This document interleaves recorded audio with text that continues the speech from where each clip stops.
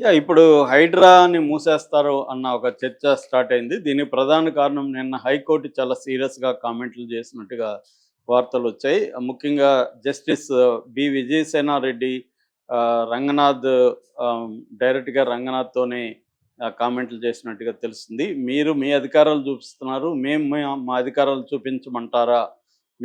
మీకంటే కూడా మాకే ఎక్కువ అధికారాలుంటాయి కోర్టు.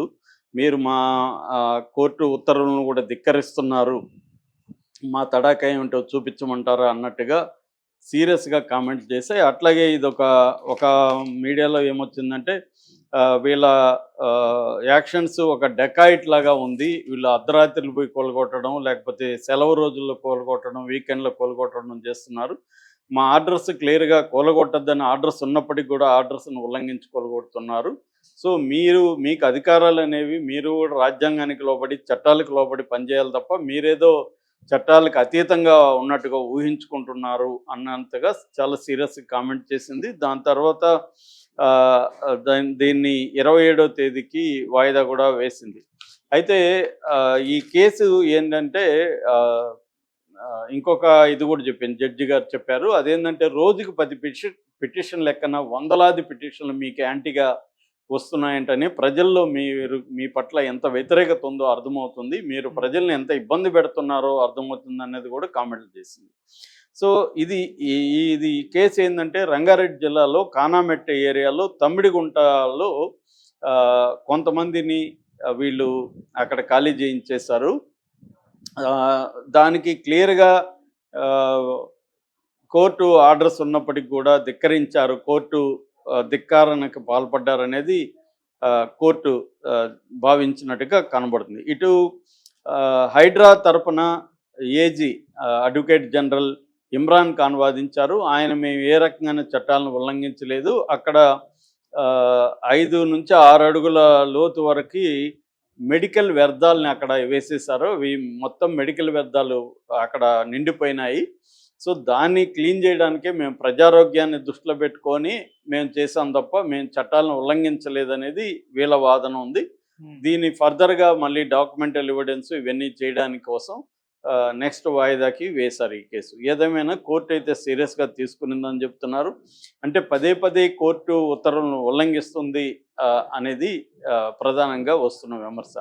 అయితే ఇప్పుడు హైడ్రా మనకి సెప్టెంబర్ జూలై 2024లో అంటే 1 ఇయర్ 1 ఇయర్ ఇంకా ఆల్మోస్ట్ ఇంకొక 2, 3 నెలలు వస్తే 1½ ఇయర్ అవుతుంది. సో, 1½ ఇయర్ బ్యాక్ జూలై 2024లో హైడ్రా ఏర్పడింది. దాని తర్వాత అనేక అధికారాలు దానికి ఇచ్చారు. అయితే హైడ్రా ఇప్పటివరకు సాధించింది ఏంటని హైడ్రా చెప్పుకుంటుందంటే ఇప్పటివరకు మొత్తం 360 లేక్స్‌ని మేము క్లీన్ చేయగలిగాం అనేది చెప్తుంది. అంటే 2,000 కోట్ల విలువైన ప్రజాధనాన్ని మేము సేవ్ చేసాము. 360 చెరువుల్ని మేము చెర నుంచి విడిపించి క్లీన్ చేసాము. దీనివల్ల వరదలు తగ్గుతాయి అనేది హైడ్రా చెప్పుకుంటుంది. అలాగే 923 ఎకరాల ఆక్యుపేషన్ నుంచి విడిపించాం ప్రభుత్వ భూమి. 923 ఎకరాల ప్రభుత్వ భూమిని ఆక్యుపై చేసుకుంటే దాన్ని విడిపించాం. ఇది 50,000 కోట్ల విలువైన భూమి అనేది కూడా హైడ్రా చెప్పుకుంటుంది. ముఖ్యంగా ఒక గాజుల రామారావు తర్వాత ప్రగతి నగర్‌లోనే 317 ఎకరాల ప్రభుత్వ భూమి కబ్జాలో ఉంటే మేము విడిపించామని చెప్తుంది. అట్లాగే ఇప్పటివరకు దాదాపు 9,000 ఫిర్యాదులు వచ్చాయి మాకు. ప్రజలు విపరీతంగా మమ్మల్ని సంప్రదిస్తున్నారు. ఈ 9,000 ఫిర్యాదులు 7,000 ఫిర్యాదులు మేము క్లీన్ చేశాము. అంటే ప్రజలు విపరీతంగా వాళ్ళ సమస్యలకి మమ్మల్ని అప్రోచ్ అవుతున్నారంటే ప్రజల్లో మా పట్ల ఎంత ఆదరణ ఉందో చూడండి. సో, మేము వాటిని ఎప్పటికప్పుడు పరిష్కరిస్తున్నాం. అట్లాగే వరదలు వచ్చినప్పుడు కూడా మా రోల్ చాలా బాగుంది. మేము వరదలను నివారించడానికి వరదలు వచ్చినప్పుడు రెస్క్యూ ఆపరేషన్స్ కూడా హైడ్రా చాలా పెద్ద ఎత్తున చేస్తున్నారు అనేది వాళ్ళు చెప్తున్నారు. ఇవన్నీ కూడా నిజాలే కావచ్చు. ఇవేమి వాళ్ళేదో అబద్ధాలు చెప్తున్నారని అనుకోవాల్సిన అవసరం లేదు. ఇది ఖచ్చితంగా హైడ్రా సాధించిన విజయాలుగానే మనం చూడొచ్చు. హైడ్రాకి ప్రజల్లో ఖచ్చితంగా కొన్ని సెక్షన్‌లో హైడ్రాకి మంచి ఆదరణ ఉంది. హైడ్రా ఉండడం చాలా అవసరము.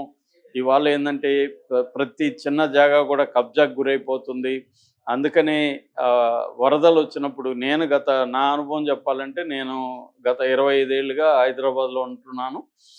ఈ మధ్య ఇంత వరదల్ని నేనెప్పుడు చూడలేదు.